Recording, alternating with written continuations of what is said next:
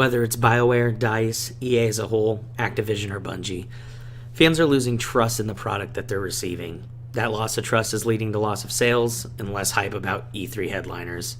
From Software has a special opportunity ahead of them, with Sekiro Shadows Die Twice, that is.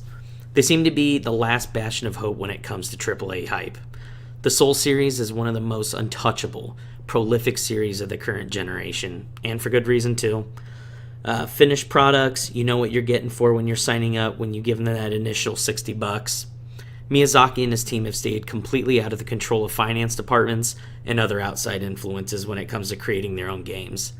Instead of pushing out the same product over and over again, like we might see with Call of Duty or Battlefield, they continue to innovate, producing new play styles depending on how they see fit.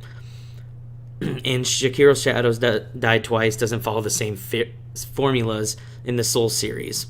We can see our character making acrobatic leaps through the air with no loss of souls, as we're seeing in the Souls series, and there seems to be a new execution model instead of the standard slash and roll model that we've seen over the Souls series. But the game does have a lot of pressure on its shoulders.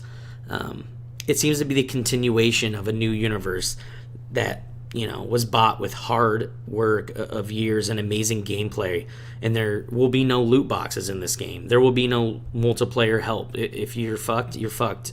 And there will be no feedback from players taken into consideration. This is truly a product of the madman himself. Unlike other games we've seen released lately, we got a 30-minute demo this summer of what actual gameplay would be like, what the first boss would be like, and this week we actually received 30 additional minutes of gameplay of the second boss, and to no surprise, it seems to be pretty solid at this point, in my opinion.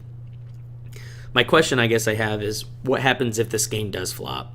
We've seen development teams go from the golden boy like BioWare with its release of Mass Effect Andromeda, a game that, and then they were given a second chance with a game like Anthem, which I personally believe is a great game.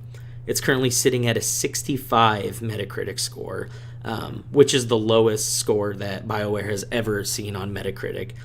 This development team has ever seen in that stance.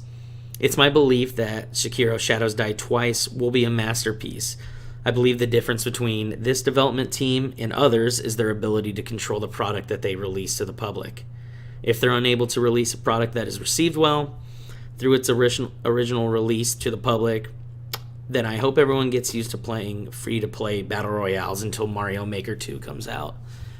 Those are just my initial thoughts of how Sekiro is going to be received by the public. What I think is up for stake. I believe that Rockstar and From Software are two of our last really, really solid development teams left that, they don't do exactly what the fans want them to do. They don't do exactly what finance teams want them to do, even though Rockstar does have loot boxes and other mechanics that are money friendly.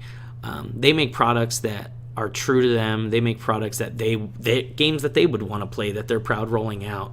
And Sekiro is like something we've never seen, and by the grace of God, we all better pray that it's as good as we think it's going to be, because we don't know what development teams are going to be given a second chance, or what development teams are going to be pulled off to put into something a little more financially catchy. So thanks for watching. Always hit subscribe, and let me know in the comments what your thoughts are about Sekiro and just, I guess, the industry as a whole. Thanks for watching.